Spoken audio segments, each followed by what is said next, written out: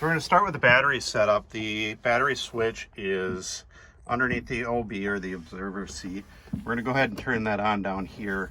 We're going to turn that on to combine. So if we do ever end up with power issues, there are two breakers here underneath the OB, and then there's a couple that I'll show you underneath the helm as we work around to the helm. So we switched on the battery switch. We're going to come over to the helm chair. We're going to switch the key on.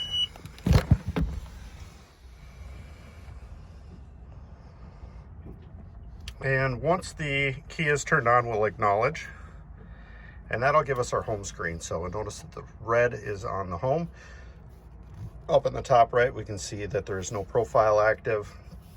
From here, we can see all of the information that is needed when operating the boat and operate it safely. So we have volts, temperature, PSI, engine hours, our depth, temperature, fuel, RPMs, speed, our zero off speed control. We can toggle that on or off here, or increase or decrease that set speed, as well as with the paddle shifter here, plus to go up and minus to go down. So, and then we have quick launch. So quick launch will be used if you have a full boat of people and full ballast. Always remember that we want to activate any profile before enabling quick launch, as to not confuse the system. So as we get into the buttons, we're going to look at the surf settings. So you'll notice that the relevant information moved over to the side, and then we have, if you want to do a la carte without using this rider profile, we can turn quick surf on and off. Down here under edit, we can actually edit those settings to set the set points. We can turn quick launch on or off there, or we can switch sides. Keep in mind that this little circly thing is going to process until the tabs move. The red is the set point of where the tab is actually moving, and the yellow is where the tab will stop, or the overall set point. You can turn quick surf off. The next button down will be tanks, and you can see all the tank locations in the boat. Anything with a PNP is going to be pump filled, as will the center tank. Anything with ram is going to be our ram fill, and that'll be filled by driving forward at no more than 14 miles an hour. You can, once everything is full, go ahead and hit fill again and do an override. This is helpful in with the ram fill. I usually suggest 2 overrides as you are filling, just to make sure everything is full. If you do notice that the bag isn't filling all the way during the allotted time in the ballast timer setups, I'll show you how to modify that in a moment.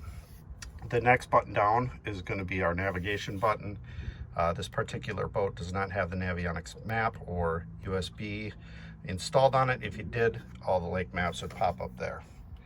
Following button is going to be lighting. That's all of the lighting that's available in the boat. You can just toggle it on or off. Green signifies that it's on. And then the next button will be our rider profiles.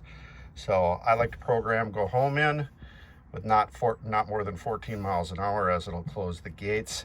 And then you can see here where all the ballast settings are for that.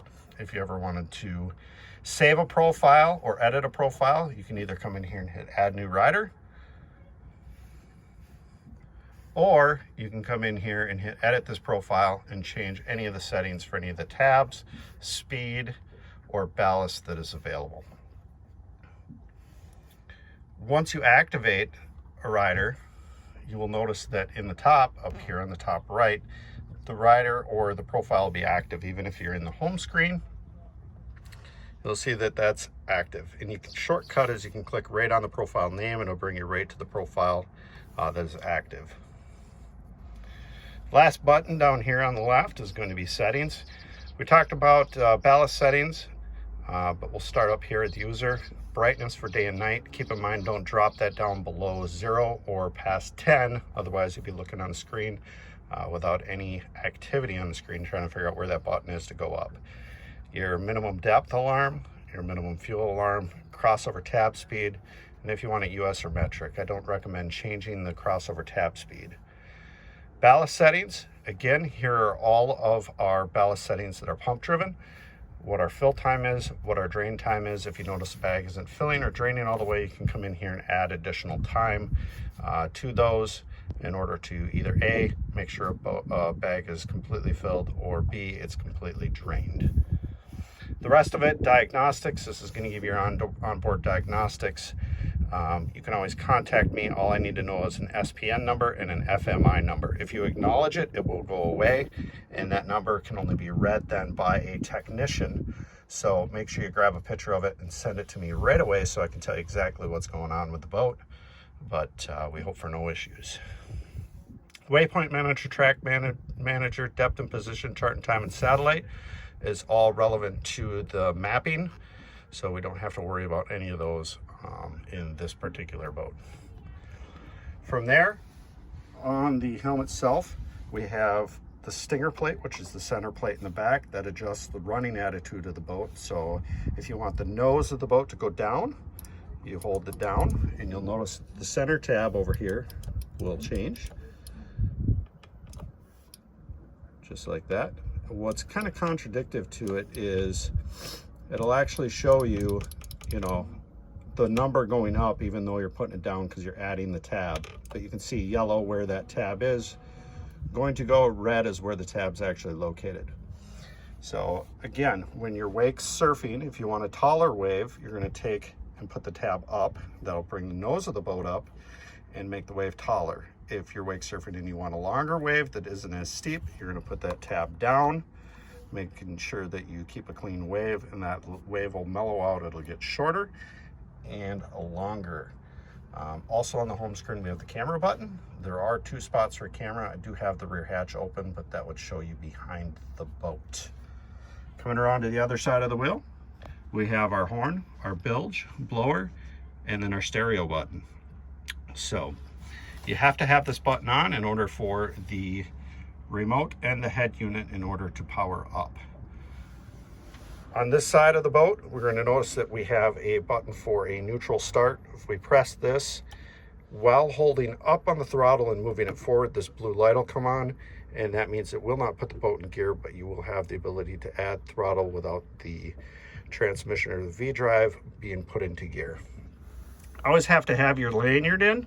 If your lanyard isn't in, the boat will not turn on. We have our heater settings and then our heated driver's seat.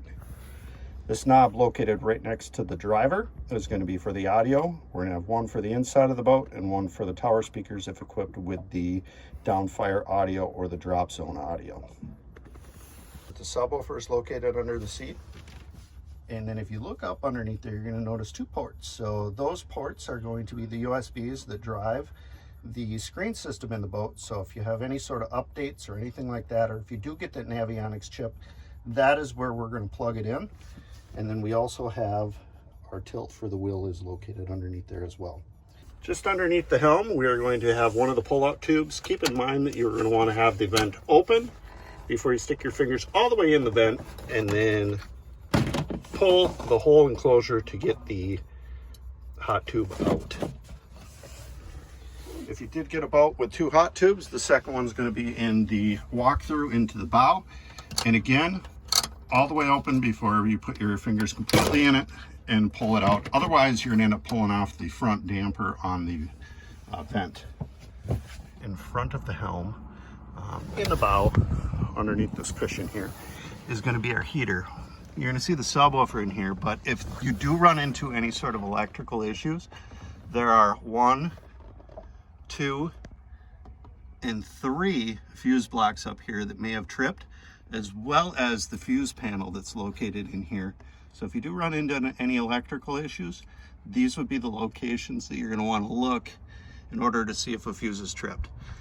If you have any sort of electrical issues, I always like to trip all the breakers and reset them anyways. Sometimes they don't look as though they've been tripped, even though they are. In the glove box, you're going to find the head unit, which you can circulate through your sources,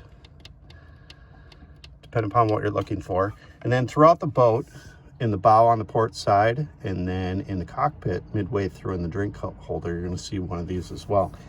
Every spot there is one, there's going to be 2 USB ports as well as a 12 volt. So also in the back, in the pocket on the starboard side, you will find a 12 volt. And that is for airing up tubes or any sort of water toys that you're looking to utilize. Rear of the FI series. We're going to say we have our transom pump there. Our Valterra valve is located just back there. You can see it's a little round silver thing back there for the starboard side on the port. It's going to be located right back here. You can see that the clip is securely on. And as we go towards the fill side, there is the port side fill valve. And then on the other side, there is our starboard fill valve. And the one thing you want to look is the little clip on the top, and I'm going to switch over to the other side here. The clip on the top right here is secured. If we need to manually exercise the valve, we'd remove this clip, turn the handle 90 degrees, and we can exercise it in and out. Remove the rear cushion as you enter the boat, and there's a little hatch, and that is where we're going to find the V-drive. The T-handle plug is going to be located there. That is actually the lowest point in the boat, not the plug on the back of the boat, but before you put your boat in the water, you're going to make sure that the T-handle's in as well as the plug on the back of the boat. All of the GM motors right now are closed loop cooling except for the heat exchanger, but that doesn't mean that we're not pulling in raw water. So we're still pulling in raw water for the heat exchanger. This is the intake strainer. So if we do get an overheat warning, or you want to check on this every now and then to make sure that it's not gummed up with any sort of sediment, seaweed, muck, or mud. This will also give us a better view of those ram fill valves. And again, from here, we could unlock and manually exercise that, as well as the one on the other side. You can see it right through there, and you can see that clip standing up there. You want to make sure that those handles are parallel to the water surface and that that clip is fully engaged in order for it to actuate properly.